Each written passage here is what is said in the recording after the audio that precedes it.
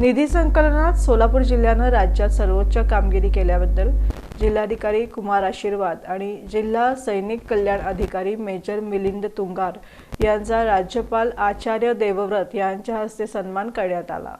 सैनिकांच्या पुनर्वसनासाठी राबवण्यात येणाऱ्या कल्याणकारी योजनांच्या निधी संकलनात सोलापूर जिल्ह्यानं राज्यात सर्वोच्च कामगिरी केली आहे। महाराष्ट्र सरकारनं 10 डिसेंबर 2024 रोजी ध्वजदिन निधी यासाठी सोलापूर जिल्ह्याला 1,72,00,000चा इष्टांक निश्चित केला होता। मात्र जिल्हा प्रशासनानं 2,17,15,470 रुपये संकलित करून तब्बल 126.25% उद्दिष्टपूर्ती साध्य केली।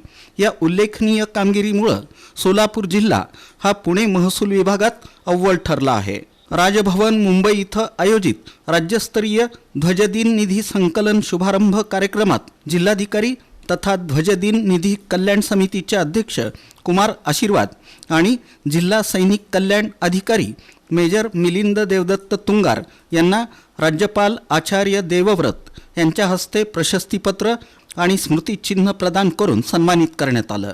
सैनिक कल्याणासाठी सोलापूर जिल्ह्याची ही कामगिरी राज्यासाठी प्रेरणादायी मानली जात आहे।